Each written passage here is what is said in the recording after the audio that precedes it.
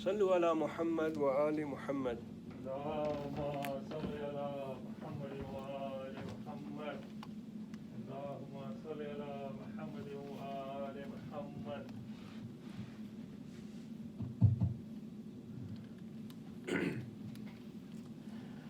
پھر بھی درود بھیجیں محمد اور آل محمد پر. اللهم صل على محمد وآل محمد. اعوذ باللہ السمیع العلیم من الشیطان اللعین الرجیم. بسم اللہ الرحمن الرحیم. الحمد للہ الذی لا یبلغ مدحتہ القائلون ولا يحصي نعماءه العادون ولا يعدي حقه المجتهدون الذي ليس لصفته حد محدود ولا نعت موجود ولا وقت معدود ولا أجل ممدود فطر الخلائق بقدرته ونشر رياح برحمته ووتد بصخور ميدان أرضه. الصلاة والسلام والتحية والإكرام على أشرف الأنبياء والمرسلين حبيب إله العالمين سيدنا ونبينا وحبيب قلوبنا وطبيب نفوسنا وشفيع ذنوبنا ومولانا مولى ثقلين جد الحسن والحسين الذي سمع في السماء بأحمد وفي الأرضين بأبي القاسم محمد. اللهم صل على محمد وعلى أهل بيته الطيبين الطاهرين المعصومين ولعنة الدائمة على أعدائهم أجمعين من الآن إلى قيام يوم الدين. أما بعد قال الله الحكيم في محكم كتابه وهو أصدق القائلين وقوله الحق. بسم الله الرحمن الرحيم. كتب عليكم إذا حضر أحدكم الموت إن ترك خيرا الوصية للوالدين والأقربين بالمعروف حقا على المتقين فمن بدله بعدما سمعه فإنه اسمه على الذين يبدلونه إن الله سميع عليم. فمن خاف من موص جنفا أو إثما فأصلح بينهم فلا إثم عليه إن الله غفور رحيم. صدق الله العلي العظيم. درود بھیجے محمد اور آل محمد. اللهم صل على محمد وآل محمد. عزیزان محترم، ہماری گفتگو تفسیر قرآن کے حوالے سے سورہ بقرہ کے آیات کے متعلق جاری ہے. چونکہ سورۃ البقرہ قرآن مجید کی سب سے طولانی ترین سورہ ہے، اس وجہ سے اس میں بہت سے مطالب ہیں اور اس کی تفسیر کے لیے بہت زیادہ وقت چاہیے. احکام شرعی، حلال اور حرام کے احکام زیادہ تر اسی سورہ میں ہیں، اور اس کے علاوہ بہت سے ایسے مطالب کہ جو ہماری فقہ کے مطالب ہیں اور ہمارے مذہبی عقائد اور احکام، دونوں اسی سورے میں زیادہ تر احکام اور عقائد کے متعلق آیات موجود ہیں. لہٰذا اس سورے کی آیات پہ جب ہم غور کریں گے، تدبر کریں گے، تو بہت سی ایسی چیزیں کہ جو ہمیں ضرورت پڑتی ہے وہ ہمارے لیے واضح اور روشن ہوں گی. اور تفسیر کا مطلب یہی ہے کہ واضح کرنا، روشن کرنا ایسے احکامات، ایسے مسائل کہ جو لوگوں کے لیے واضح نہیں ہے اس کو کلیئر کرنا، واضح کرنا. آج میں نے آپ کی خدمت میں 3 آیات کی تلاوت کرنے کا شرف حاصل کیا. یہ 3 آیات سورہ بقرہ کی 3 آیات ہیں. آیت نمبر 180، 181 اور 182. یہ جو 3 آیات کریمہ ہیں اس میں وصیت کا ذکر ہے اور وصیت کے متعلق احکام موجود ہیں.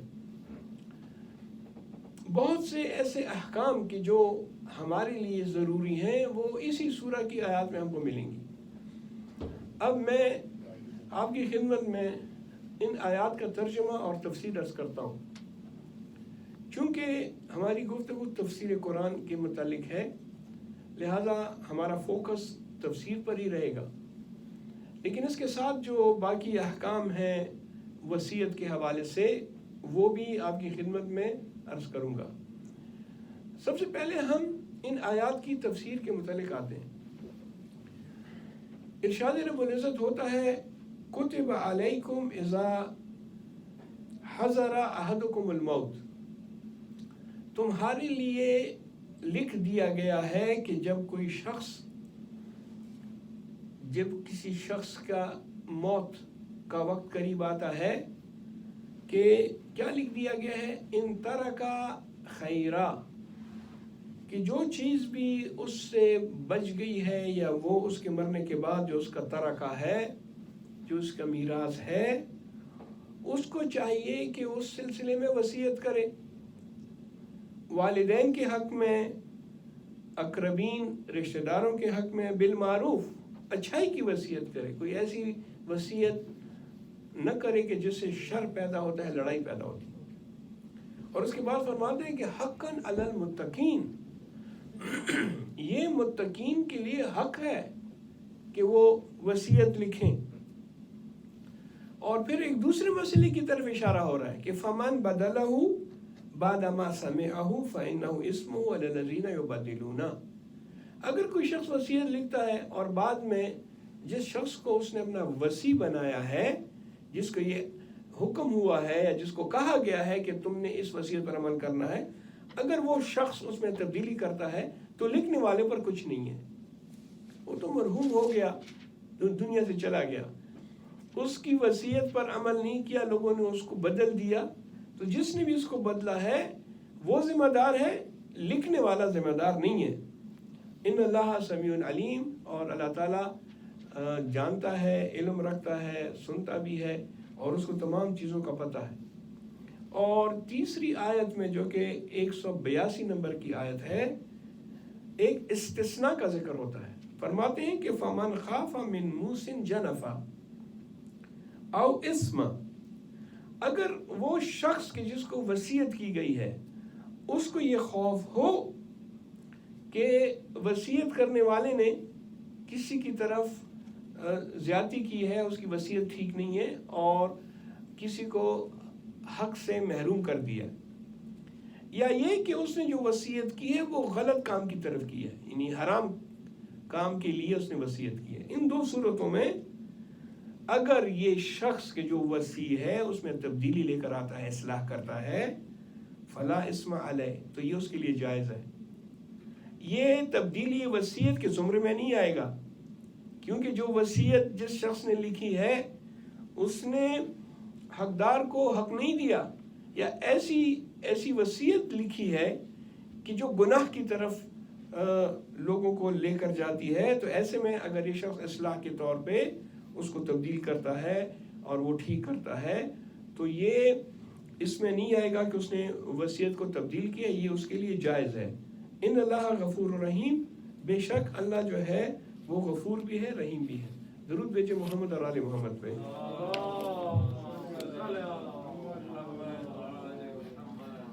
عزیزان گرامی، یہ آیت کا ترجمہ تھا.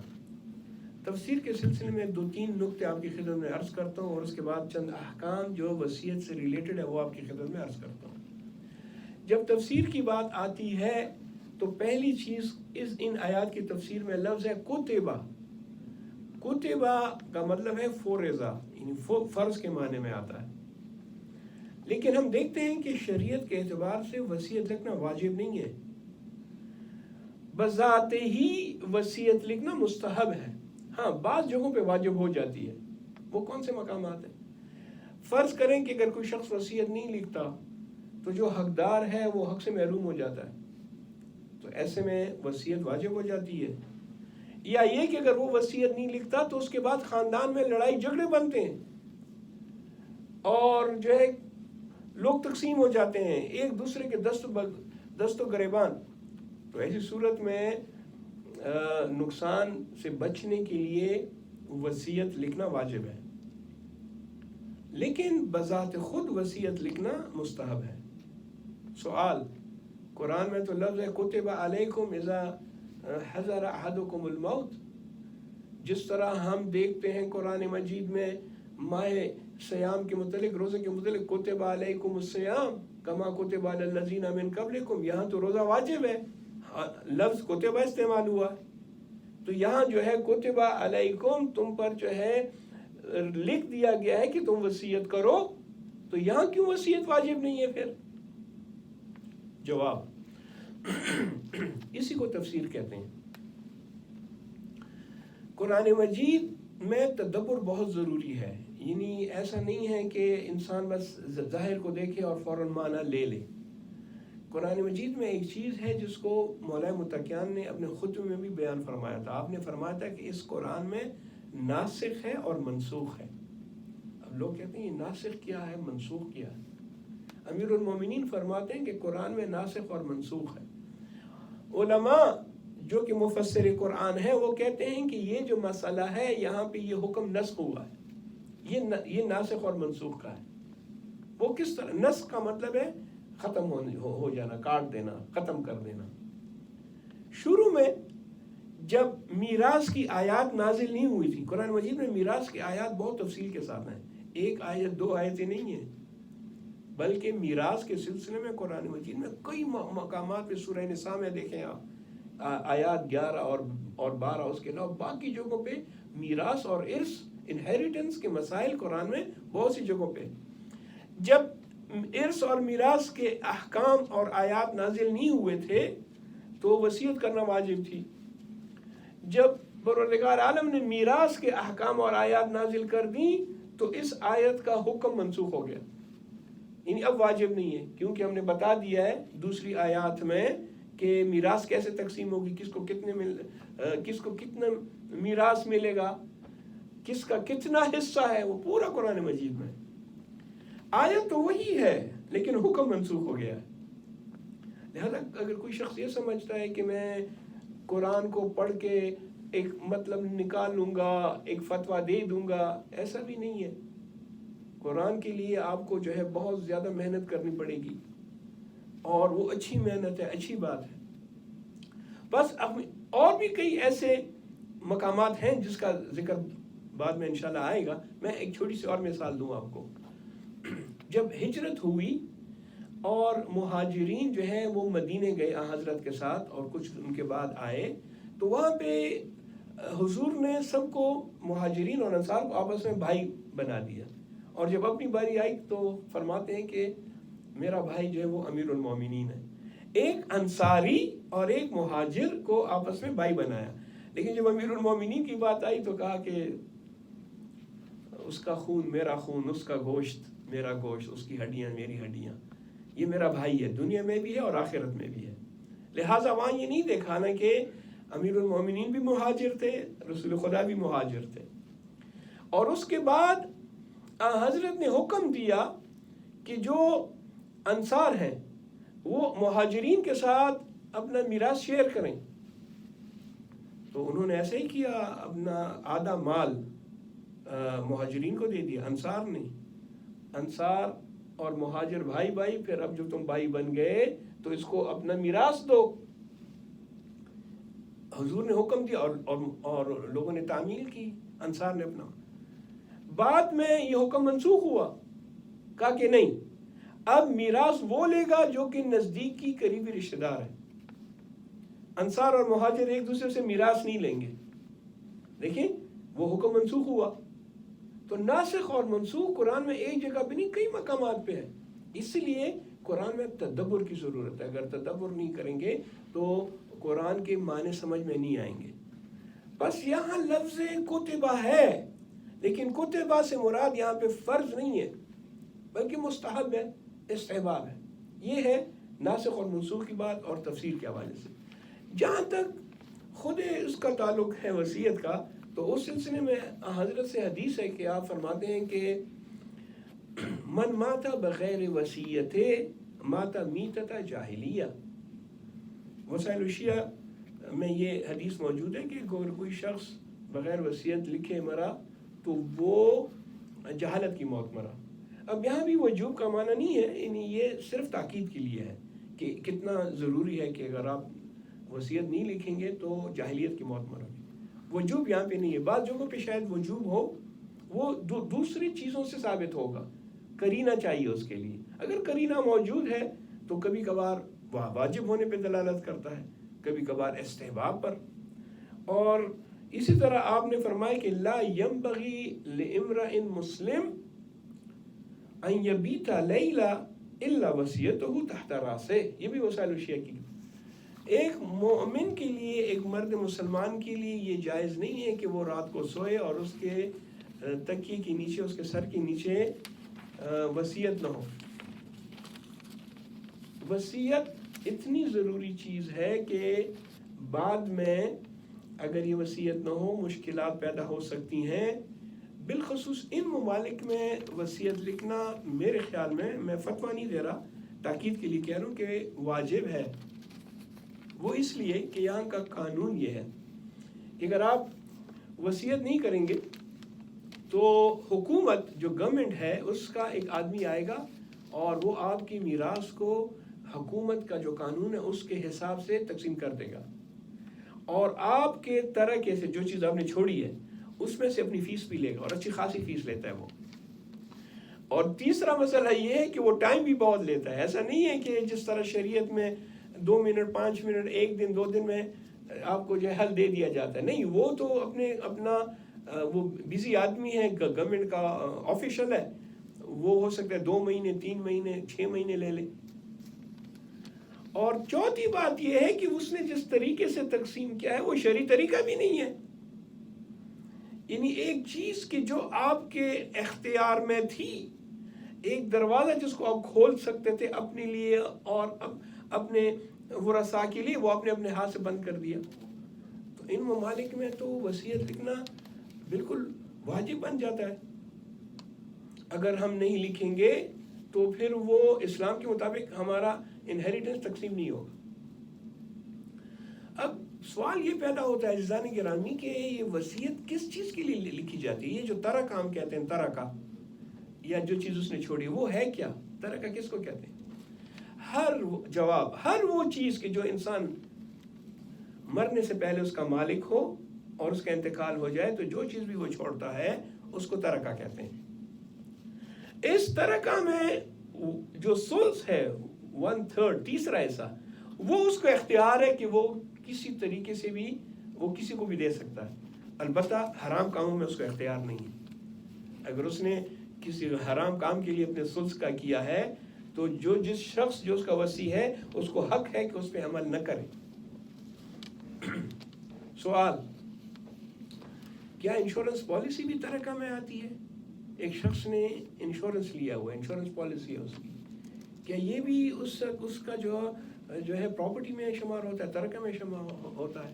جواب نہیں، کیونکہ انشورنس پالیسی میں ایک بینیفیشری ہوتا ہے، یا اس کی بیوی ہوتی ہے یا کوئی کزن ہوتا ہے یا بیٹا ہوتا ہے، بیٹی یا دوست ہوتا ہے، جو بھی وہ جس کو بھی وہ بینیفیشری میں. تو یہ شخص تو صرف پریمیم دیتا تھا نا، ہر مہینے پریمیم دیتا تھا. اب وہ مر گیا تو یہ پالیسی جو ہے جو پیسہ ہے وہ یا بیوی کو ملے گا یا جو بھی بینیفیشری ہے. لہٰذا یہ ترکے میں نہیں آتا، اس کو تقسیم نہیں ہونا. سوال، RRSP جو ہم یہاں پہ بہت سے لوگ اس کو جو ہے لیتے ہیں یا اس میں ڈالتے ہیں اکاؤنٹ میں RRSP کا، کیا وہ بھی ترکے میں آتا ہے؟ جواب، اگر RRSP میں بھی کوئی بینیفیشری ہے جو کہ زیادہ تر کیسز میں ہوتا ہے تو اس کا یہی حکم ہے جو کہ انشورنس پالیسی کا، لہذا یہ بھی ترکے میں نہیں آتا. RRSP جو بھی بینیفیشری جس کا آپ نے نام لکھا ہے وہ اس کو ملے گا. بس دیکھیں عزیزان گرامی، یہ جو وصیت ہے یہ ثلث کے لیے ہے، 1/3 جو آپ کا مال ہے. سوال، یہ جو 1/3 مال ہے اس میں ہم کیا لکھیں؟ کیا چیزیں اختیار کیا ہے ہمارے پاس؟ جواب، میں مثال دیتا ہوں کلیئر بچوں کو سمجھانے کے لیے. ایک شخص دنیا سے چلا گیا، اس نے 100 روپے مثال کے طور پہ 100 روپے ترکہ اس نے چھوڑا. انہیریٹنس کی پراپرٹی کیا ہے؟ 100 روپے. 100 روپے میں جو کہ 66 روپے ہے نا، یا $100 $66 اس میں جو $66 ہیں یا روپے ہے جو بھی ہے وہ تو شریعت کے مطابق تقسیم ہوگا، اس میں تو آپ وصیت بھی نہیں کر سکتے. لیکن جو $33 ہیں $33 جو کہ 1/3 آتا ہے اس میں آپ کو اختیار ہے کہ وہ آپ کس طریقے سے استعمال کرتے ہیں، اس کے لیے آپ وصیت لکھیں.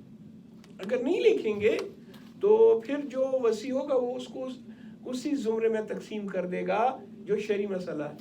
اور اگر ان ممالک میں ہے تو ہو سکتا ہے کہ حکومت ہے اور کہے کہ بھئی اس نے وصیت نہیں لکھی تو ہم اس کو اپنے طریقے سے استعمال کریں گے.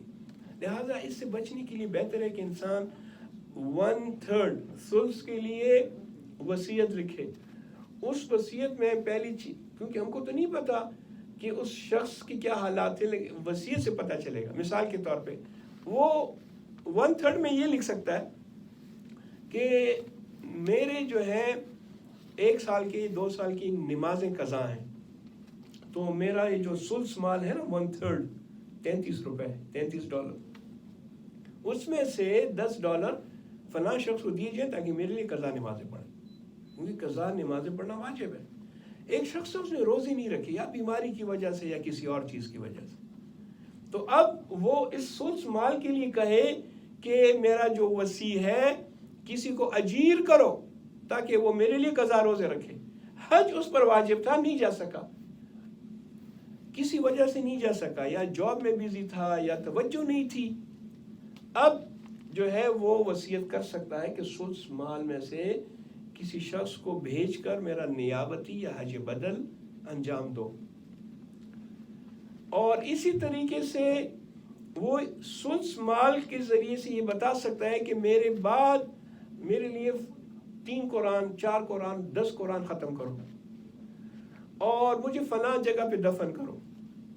میں احکام دیکھ رہا تھا وصیت کے، مکان تدفین یعنی جگہ دفن ہونے کے لیے بڑے کلیئر احکام ہیں. علماء اور مراجع اعظام کے کہتے ہیں کہ وہ کلیئر ہونا چاہیے، لکھنا چاہیے کہ تمہارا مکان تدفین کیا ہے. کل کوئی شخص یہاں سے دنیا سے چلا جائے، وہ رسائل میں اختلاف ہو جائے کہ بھئی اس کو پاکستان لے جانا ہے، وہاں دفن کرنا ہے یا یہاں دفن کرنا ہے. کوئی کہے گا کہ نہیں اس کو پاکستان لے جاؤ، وہاں اس کے آبائی قبرستان ہے وہاں اس کو دفن کرو. یہاں لوگ کہیں گے نہیں ہم نہیں کر سکتے، اس کا خرچہ زیادہ ہے، یا یہ کہ وہ باڈی کو جو ہے اس میں سے کچھ چیزیں نکال لیتے ہیں، ہم نہیں چاہتے کہ ڈیڈ باڈی کی بے حرمتی ہو، خون نکالتے ہیں کچھ اور چیزیں. تو اس وجہ سے اس نزاع اور جھگڑے سے بچنے کے لیے وہ بتائے کہ میرا مکان تدفین کیا ہے، کون ہے، کہاں پہ ہے، مجھے کہاں دفن کرو. یہ میں نے 2-3 توضیح المسائل میں اور 2-3 جگہوں پہ یہ مسئلہ دیکھا، مکان تدفین کے لیے وصیت ہونی چاہیے. اور بعض لوگ یہ بھی کہتے ہیں کہ مجھے فلاں شخص غسل دے، فلاں شخص میری نماز جنازہ پڑھائے. اگر وہ معذور ہے، نہیں آ سکتا، نہیں ہے، تو اس کے بعد دوسرا شخص پڑھائے. یہ تمام چیزیں تفصیل کے ساتھ میرے پاس یہاں اردو میں نے خود اس کو تحریر کیا ہے. میرے پاس 4 صفحے کی وصیت ہے جو میں نے اردو میں لکھی ہے، اس میں نے ان تمام چیزوں کا ذکر کیا ہے. اور ایک میرے پاس جو ہے یہاں وصیت ہے جو کہ فارسی میں ہے، تو اس کو آپ نے صرف بھرنا ہے. اور ایک اور چیز ریکمنڈیشن وہ یہ جو ہمارے پاس یہ کتاب ہے جو میں سب کو دکھانا چاہتا ہوں. یہ کتاب آپ نے دیکھی ہوگی، اس کا نام ہے رائٹنگ این اسلامک ول. یہ مولانا رضوی صاحب نے اس کو جو ہے اس کی ترتیب اور اس کو جو ہے لکھا ہے. اس میں پورے مسائل ہیں کہ کس طرح ول لکھی جاتی ہے اور اس کی کیا اہمیت ہے، نہیں لکھو گے تو اس کے کتنے نقصانات ہیں. اور آخر میں اس میں 4 صفحے کا ایک فارم ہے. وہ جو فارم ہے اس کو اگر آپ فل کرتے ہیں تو اس میں تقریباً وصیت کی تمام چیزیں کور ہو جاتی ہیں.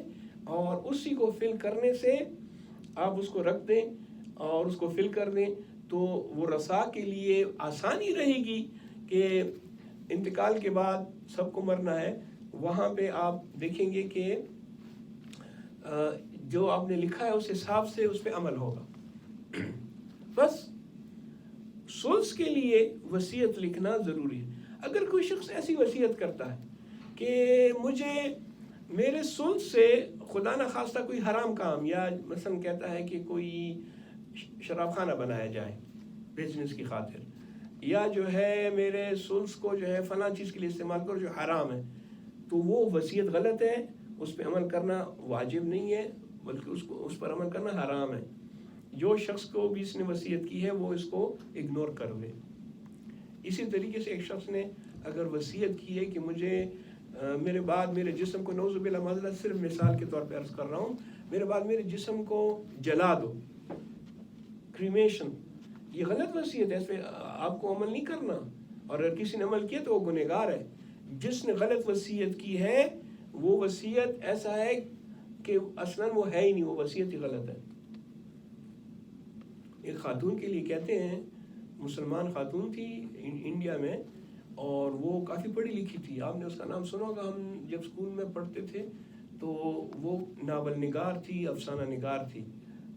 اس کے لیے کہتے ہیں عصمت چغتائی اس کا نام تھا، عظیم بیگ چغتائی کی بیٹی تھی وہ، باپ بھی بڑا اچھا مشہور رائٹر تھا یہ بھی، تو وہ ماحول کی وجہ سے یا جہاں وہ رہتی تھی خود بھی بڑا اچھا لکھتی تھی، اور کافی افسانے میں نے اس کے پڑھے۔ تو اس نے وصیت کی تھی کہ میرے بعد میں جب مر جاؤں تو مجھے دفن مت کرنا، میرے جسم کو جلا دینا۔ اور دلیل کیا لاتی ہے؟ دلیل یہ لاتی ہے کہ میں نے سنا ہے کہ قبر میں سانپ آتے ہیں، بچھو آتے ہیں، تو میں نہیں چاہتی کہ میرے بدن پہ سانپ جو ہے اور بچھو آئیں، اس لیے جلا دو تاکہ کوئی نام و نشانی باقی نہ رہے۔ اب یہ وصیت، اس قسم کی وصیت پہ عمل کرنا حرام ہے۔ وصیت وہ کرو کہ جو فائدہ پہنچے تمہیں اور تمہارے بعد نزاع نہ ہو۔ عزیزان گرامی، اس میں مسائل اور احکام بہت ہیں، میں ختم کرتا ہوں کیونکہ میرا وقت جو ہے وہ بس ختم ہونے کے قریب ہے۔ آخر میں شیخ مفید رحمۃ اللہ علیہ نے کچھ اس میں مسائل رہ گئے ہیں جو ہم کسی اور وقت انشاءاللہ تفصیل کے ساتھ بیان کریں گے۔ میں جلدی سے ایک دو کی طرف اشارہ کر دوں کہ جس شخص کو وصیت کی ہے نا اس کے لیے بھی شرائط ہیں۔ وہ مسلمان ہونا چاہیے، بالغ ہونا چاہیے، عقل مند ہونا چاہیے، اس کو امین ہونا چاہیے، ٹرسٹ وردی ہونا چاہیے، اور دوسرا یہ کہ وہ وصیت کو ایکسیپٹ بھی کرے۔ اگر وہ ایکسیپٹ نہیں کرتا کہ نہیں میں نہیں کر سکتا، تو اس کو پھر وہ، اگر اس نے ایکسیپٹ نہیں کیا تو اس پر کچھ نہیں ہے۔ اگر وہ مانتا ہے کہ ہاں آپ نے جو وصیت کی میں اس پہ عمل کروں گا، تب وہ صحیح وصیت ہے۔ اگر وہ کہتے ہیں کہ نہیں مجھے مت کرو وصیت، میں نہیں کر سکتا، تو اس کے پر کچھ بھی نہیں ہے۔ اسی طرح اگر کوئی شخص جس کے چھوٹے بچے ہیں اس کے لیے بھی وہ وصیت کرے گا، اور اس شخص کو جو بنائے گا، اس کے لیے تو ویسے تو وصیت کے لیے وصی کہتے ہیں، اس کے لیے قیم کا لفظ استعمال ہے، وہ گارڈین، تو وہ گارڈین جو ہے اس کے لیے بھی یہ تمام وہ ہونے چاہیے۔ مجھے یاد پڑتا ہے میں کسی شہر میں یہیں نارتھ امریکہ میں مجلس کے لیے گیا تھا، تو ایک خاتون تھی جو کینسر کی مریضہ تھی، شوہر کا بہت پہلے انتقال ہو گیا تھا، اور وہ خاتون جو اس کے چھوٹے چھوٹے بچے تھے، تو اب جب میں وہیں تھا اس کا انتقال ہوا، اب یہ چھوٹے چھوٹے بچے رہ گئے، تو یہاں ایک چیز جو اچھی ہے، حکومت آئی ان کے پاس، وہ فاسٹر پیرنٹس جو کہتے ہیں، اس نے کہا ہم نے یہ بچے لے لینے ہیں آپ سے، لیکن اگر آپ کا کوئی شخص ہے، کوئی مسلمان، کوئی رشتہ دار، وہ ان کا قیم بن جائے، گارڈین بن جائے، اور بچوں کی وہ دیکھ بھال کر سکتا ہے اور ان کو بڑا کر سکتا ہے۔ تو کمیونٹی میں کچھ لوگ تھے وہ نہیں چاہتے تھے یا وہ آگے نہیں آ رہے تھے۔ میں نے بلایا لوگوں کو، میں نے کہا اگر آپ نہیں آؤ گے تو یہ بچے جو ہیں وہ چلے جائیں گے فاسٹر پیرنٹس کے پاس، اور پھر جو ان کا دین ہوگا وہ بچوں کا دین ہوگا، اور یہ جو ان کی تربیت ہوگی، جو ان کے عقائد ہوں گے وہ ان کے عقائد ہوں گے۔ اگر یہ جو ہے غیر مسلمانوں کے ہاتھ چلے گئے تو یہ تو غیر، اس کے لیے ہم سب جواب دہ ہیں، آپ سب جواب دہ ہیں۔ کمیونٹی، یہی تو امپورٹنس ہے کمیونٹی کی اور سوسائٹی کی۔ تو کچھ لوگوں کو سمجھ آئے گی، اس میں سے ایک آدمی آ گیا اور اس نے کہا کہ میں ذمہ داری لیتا ہوں، اگرچہ اس کے اپنے بھی بیوی بچے بھی تھے، لیکن اس نے کہا میں جب تک یہ بچے بالغ نہیں ہو جاتے، اور حکومت اس سلسلے میں آپ کے ساتھ ہیلپ کرتی ہے، آپ کو فنڈز دیتی ہے، آپ کو پیسے دیتی ہے، اگرچہ یہ ذمہ داری والا کام ہے، لیکن یہ اس لیے ضروری ہے بعنوان مسلمان، جب آپ اس ملک میں آئے ہیں تو پھر تو یہ قربانی آپ کو دینی ہوگی۔ ہاں اگر آپ پاکستان میں ہوتے تو چچا آگے آ جاتا ہے کہ میں دیکھ بھال کروں گا، ماموں آ جاتا ہے، دادا دادی رشتہ دار، یہاں ایسا نہیں ہے۔ جب یہ ایسا نہیں ہے تو پھر کمیونٹی کو اس کا خیال رکھنا ہے، کمیونٹی آگے بڑھے گی. بس عزیزان گرامی، ٹائم میرا پورا ہو گیا ہے، یعنی میرے درس کا ٹائم پورا ہو گیا ہے. تو شیخ مفید رحمۃ اللہ علیہ نے جو ہے وہ ٹپس دیے ہیں کہ کس طرح یہ جو سلس ہے اس کو کس طریقے سے لکھنا چاہیے. فرماتے ہیں کہ صدقہ جاریہ، اس سلس میں سے ایسا وصیت کرو کہ جو تمہارے لیے صدقہ جاریہ ہو. اسی طریقے سے وہ دوست احباب رشتہ دار جن کو آپ سے کچھ نہیں مل رہا، ترکہ نہیں مل رہا، ان کو دے دو. اچھا، بعض اوقات کہتے ہیں کہ بیٹی کا آدھا ہے اور بیٹے کو فل مل رہا ہے، تو بیٹی تو غریب ہے یا اس کی شادی ہو گئی، داماد غریب ہے، پھر کیا کریں؟ تو اگر داماد غریب ہے، بیٹی کا گزارا نہیں ہو رہا، تو تمہارے پاس سلس کا آپشن تو ہے نا، 1/3 آپشن، اس میں سے اپنی بیٹی کو دے دو. داماد جو ہے غریب ہے.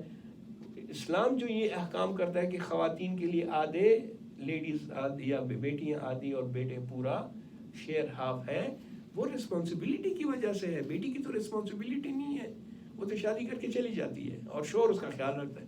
یہاں جو بائی ہے جس کو پورا ملا ہے، وہ اپنا بھی خیال رکھے، بیوی بچوں کا بھی خیال رکھے، ماں کا بھی خیال رکھے، باپ کا بھی خیال رکھے، بیوی کا بھی خیال رکھے، اس لیے اس کا شیئر زیادہ ہے.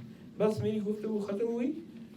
شیخ مفید کہتے ہیں کہ قضا نمازوں کے لیے، قضا صوم کے لیے، حج، کفارات، اگر کسی کا کفارہ ہے اس کے لیے سلس کی وصیت کرے کہ میں روزہ نہیں رکھ سکا تھا، مجھ پہ اس کا کفارہ دینا ہے، تو میرے سلس مال سے کفارہ دے دیا جائے. رد مظالم، جانے انجانے میں ہم لوگوں کو نقصان پہنچاتے ہیں، کبھی مالی نقصان پہنچاتے ہیں اور کبھی جانی نقصان، دونوں کے لیے رد مظالم ہے. اور اسی طرح فرماتے ہیں کہ جو غریب سادات ہیں، شیخ مفید کہتے ہیں، ان کو سلس مال میں یاد رکھیں، یتیموں کے لیے، اور جنرلی جو شیعہ ہیں ان کو سلس مال دے سکتے ہیں. وآخر دعوانا ان الحمد للہ رب العالمین وصلی اللہ علی سیدنا محمد وآلہ الطیبین الطاہرین. ادھر رکھیں.